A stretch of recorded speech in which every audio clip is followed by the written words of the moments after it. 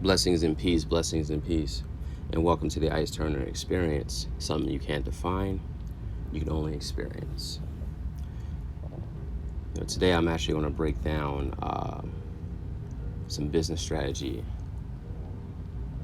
to you that's actually helped, me throughout my career in sales and in other endeavors. You know, Malcolm X said, "It only takes one book to change your life." As for me, there's been plenty of books that have changed my life, and one of my favorite books of all time is the Sun Tzu Art of War, and I've learned to extract the principles from the book, break them down in my mind, and utilize them. And my sales stratagem. It's helped me with high-end retail and real estate, and in even everyday interaction. I mean, to be honest with you, because in a lot of ways, as I said before, your life is a business, and it's all about how you market yourself and sell yourself, because you are the product. It's just whatever you have in your hand is just getting sold. There were other people that knew maybe the product knowledge, but I had knowledge of myself, and I knew how to present it, so people would just buy whatever I had in my hand. Because at the end of the day, people look to buy into an emotion. That's what sales really is. It's like when you say, "Sell me this pen," that's what people are looking for. Sell me the emotion behind that pen. A lot of people don't even realize that, because they're buying into a new emotion to basically escape from another one.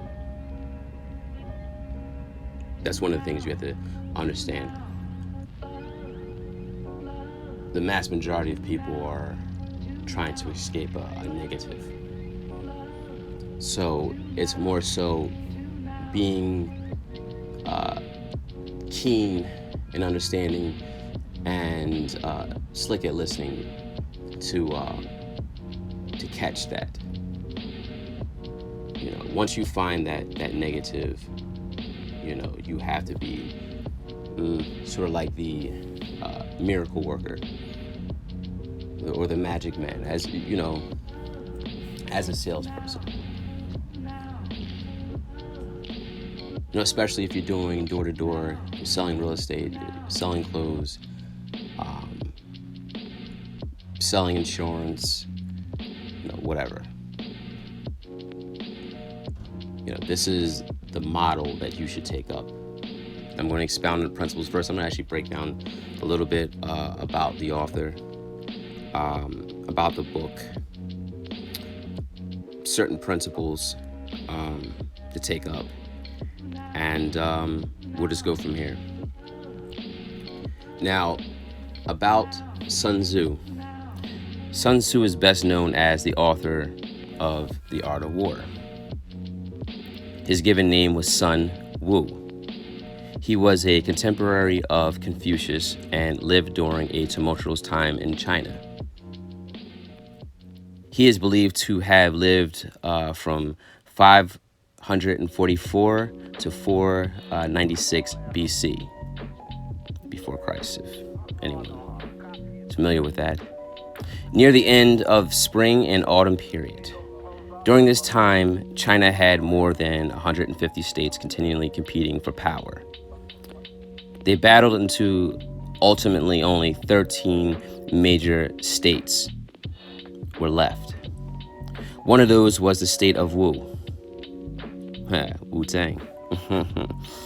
Sun Tzu was fortunate to be born into a noble clan. He was a prodigy. He had the opportunity to study military theory and travel to the state of Wu as it was growing in military prominence. Impressed with the warrior, the king of Wu chose Sun Tzu to head troop discipline and to assist General Wu Sazu in their efforts to expand. Wu's number one rival was the superpower state of Chu. Now, the principles and the strategies utilized during these years of battle are at the center of The Art of War novel. To battle this much strong of an adversary, Wu split its armies into 3 parts and conducted hit-and-run attacks over a period of 5 years. They leveraged this strategy instead of a direct force-on-force plan that had resulted in great loss of life and resource, and most certainly the loss of Wu. This strategy wore down and angered the superpower, causing them to make mistakes. Chu experiences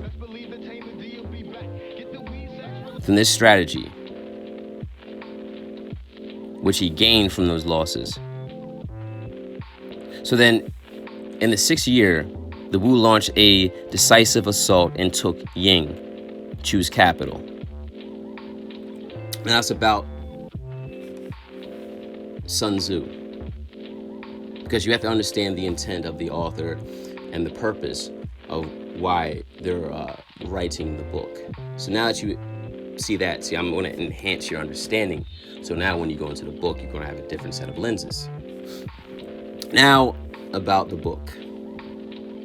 Despite its age, or perhaps because of it, The Art of War is the authoritative military and political guide in the Far East. It has become a prominent work in military, political, and business settings all over the world. The Art of War was translated into French in 1772. And the first complete and annotated English translation was published by Lionel Giles in 1910. It is the Giles translation that we'll primarily rely upon here, though we also use some others when they better illustrate key themes. The Art of War is required reading in many business schools and military institutions, and institutional reading for business leaders. While it is a concise text of only about 7,000 words, its contents are dense and its applications are many. As I said before, this guide explores the business applications of Sun Tzu's Art of War. It reviews some of the best-known passages as well as the lesser-known lines that yield profound insight. What helped me break down Sun Tzu, because I used to always apply critical thinking principles. I think in my generation, we were the last people to actually have that in our scholastic system, critical thinking. And later on, I had retaught myself that. With every book, with every situation, you want to apply critical thinking, and you want to be fair-minded in all aspects. You got to ask yourself questions. That is the key to really being a successful entrepreneur, successful in sales, successful in, anything, even dating. It's about asking yourself the questions, not so much finding the answers, but asking yourself the right questions. So I'm going to give you the Sun Tzu's 5 essentials to victory. Sun Tzu said, these are the 5 conditions that determine victory. Number 1, he will win who knows when to fight and when not to fight. Number 2, he will win who knows how to handle both superior and inferior forces. Number 3, he will win whose army is animated by the same spirit throughout all its ranks. Number 4, he will win who prepared himself waits to take the enemy unprepared. Number 5, he will win who has military capacity and is not interfered with by the sovereign.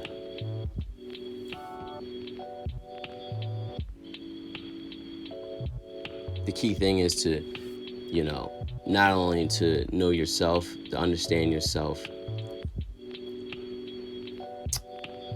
but you got to know the temper of the season you're in, the condition and climate of your surroundings, and the people in the marketplace.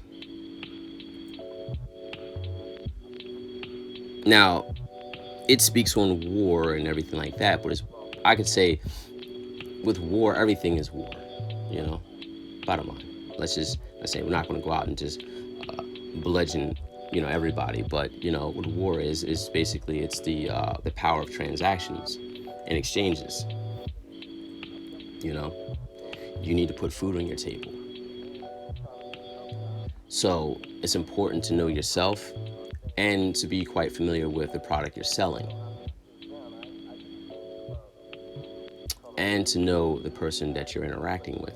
See, the better you know yourself, the better you know the people around you. Because I believe everything is connected. Even if you don't have certain personality traits, you know that everything is there. It's just, you're not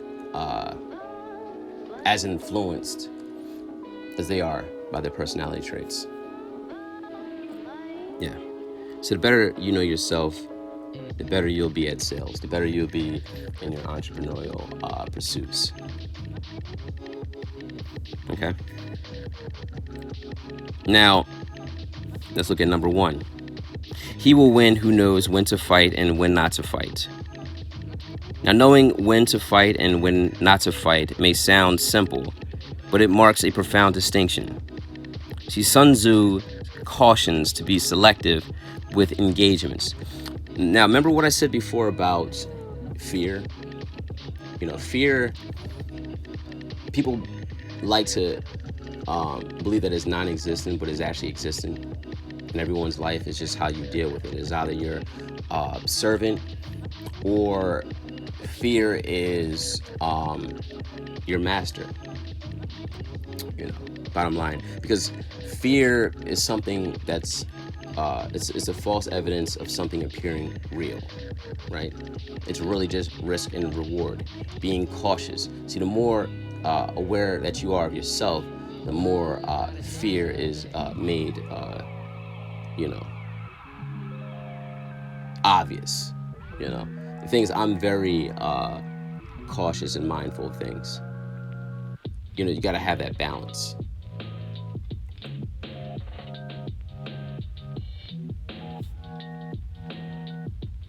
But anyways, now, the party talks about avoiding fighting, right?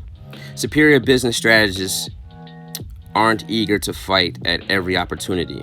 Instead, they only engage when the opportunity is right and there is real benefit to be gained. They realize that it's often best to avoid conflict altogether, which is true. If you can avoid conflict, but conflict is ever present, especially if you are building towards something, accomplishing something. There will always be conflict. You'll only be known by the problems you solve and the problems you create.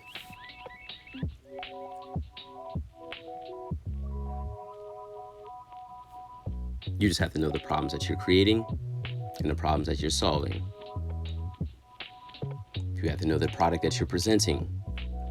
You have to know who you are. Life can actually run a lot smoother that way.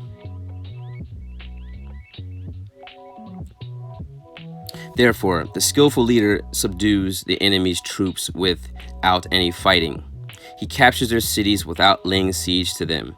He overthrows their kingdom without lengthy operations in the field. Something to think about.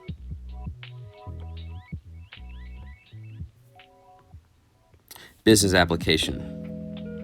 There are many ways for you to capture your competitors' cities without laying siege to them. You can make your movements in ways that are undetected by your competitors out, or you can hire the best performers or create exclusive relationships with the top tier suppliers and vendors in your industry. The options are many. Study this principle carefully and you will stand to gain. How can you subdue your competitors' troops without fighting?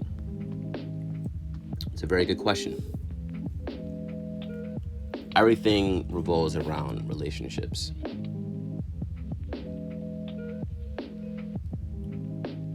Six-degree separations. Wars are started and wars are finished. Wars are resolved through relationships.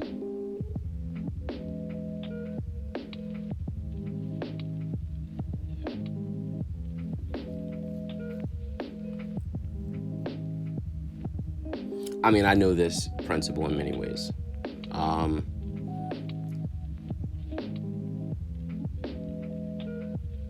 But as I said before, you'll be known by the problems you solve, the problems you create. And the other principle is relationships.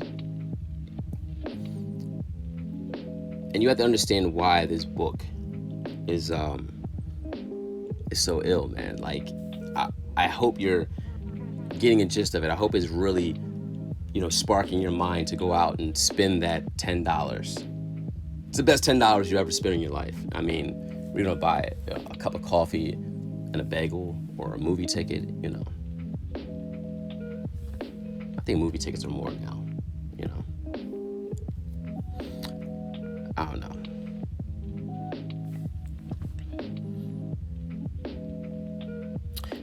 Now, I'm going to explain why it matters. And there are many reasons why 2,500 years ago, there was a savvy business practitioners have still been studying these principles behind this book because it has so much intensity and it's more than just a fascination, It's more than just a work of art. It's more than just a coffee table read. We have that book on our coffee table. Well, I do. I have a couple books on my coffee table. I have Rich Boy. That's one of my favorite books that I haven't finished yet. I still buy books, but I haven't finished that one. But anyways, the Art of War proved successful in Wu's dominance over the much stronger Chu, as I said earlier. In modern times, its strategies were used with success by the North Vietnamese during the Vietnam War. And it is believed that this war brought Sun Tzu to the attention of the American military. The Art of War is well cited as influencing Mao Tung's and other communist insurgencies. American generals Norman Schwarzkopf and Colin Powell applied Sun Tzu's strategies during the Persian Gulf War. I don't think you remember that. That's why he was raved as a genius. Yeah. Now, is this something intriguing you? Now, I'm going to give you something else. Its teachings have shaped Eastern and Western military strategy and business thinking as managers, as leaders seeking to apply Sun Tzu's principles. Now, war is a metaphor for business. And as I said before, war in business is life. Your life is a business. Your life is a war. If you really think about it. That's why it's important for you to be centered in peace and be insulated and truth and understanding of yourself. So your feathers can never be unbothered, That's why it says, in the Bible to guard your conscience because the outflowing issues of life,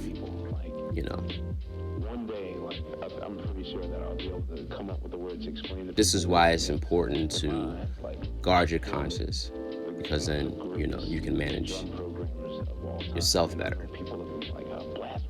People that have their business out in public is just a result of poor management.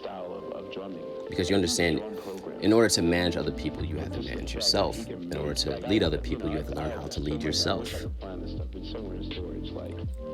But anyways, let's get back to the war as a metaphor for life and business. Okay.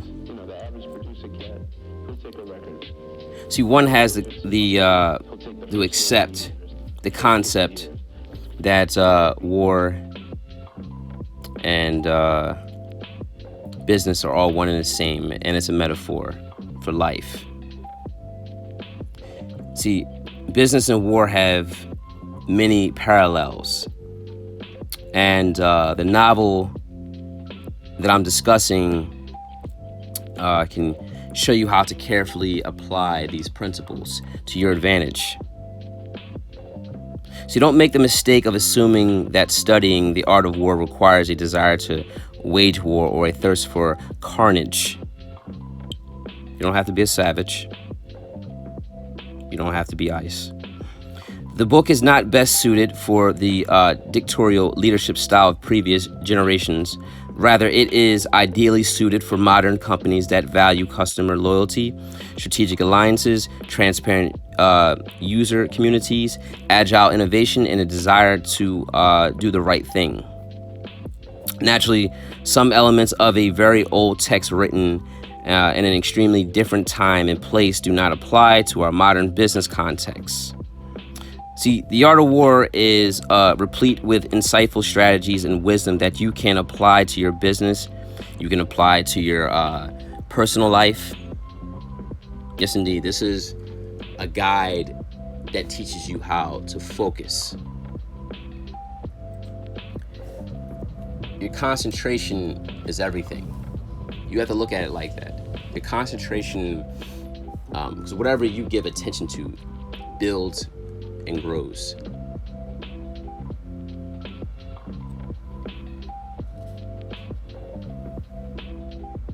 Because that's your light.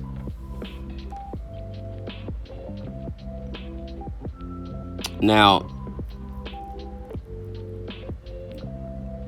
I'm gonna explain the difference between a superior competitor or an inferior competitor. Yeah, it's often derived in the conversations. See, the person that is superior is not necessarily flexing. The person that's inferior does the most flexing, and you can kind of hear it in the voice, in the tone, in the pitch, if you really pay attention. As I said, the most dangerous man is the one in the suit. Is the nice guy. It's the guy that has the family van and the sweatpants, no pockets. I don't know. But anyways, it's really the guy that's mild and meek. That is the superior one. That is the one you really have to be concerned about, because he's not really exerting himself. Doesn't have to. Power doesn't have to do that, because all strength isn't loud.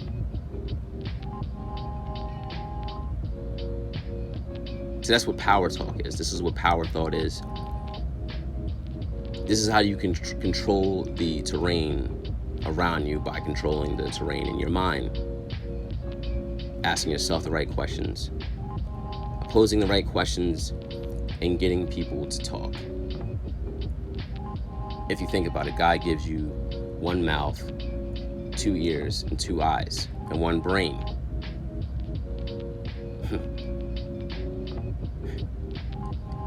He's giving you the jewels right there, just from the physiology standpoint. That means you should listen more and listen closely than you actually speak. because silence helps you to see the entire field.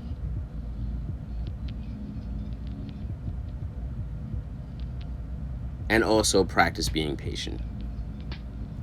Not practice restraint, but practice being patient.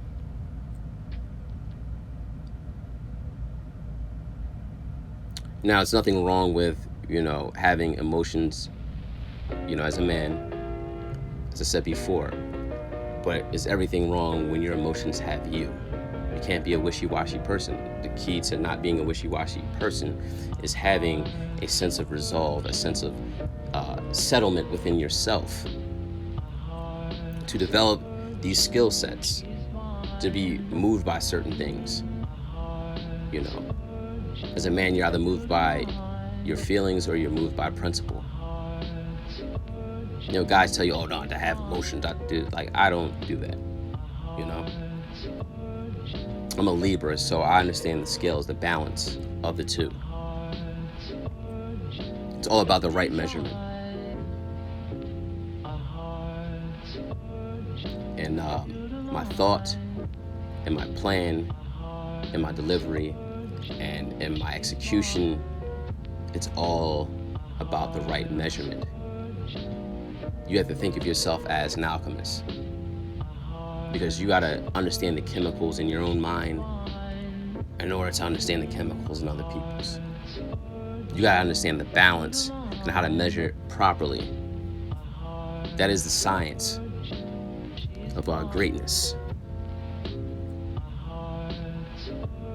Now, the superior and inferior speaks to having armies that are larger and smaller than that of your adversary. Now, you might think of, you look at strength in numbers as in people. I like to say it's strength in knowledge, strength in self-knowledge. The more you know yourself, the more power you have. As they said, knowledge is power. It takes you from an inferior being to a superior being. I mean, you're not really seeking, validation, and you're not really looking for people to buy into an image. This is when you have substance. Substance is always going to be stronger than sizzle. Substance is energy.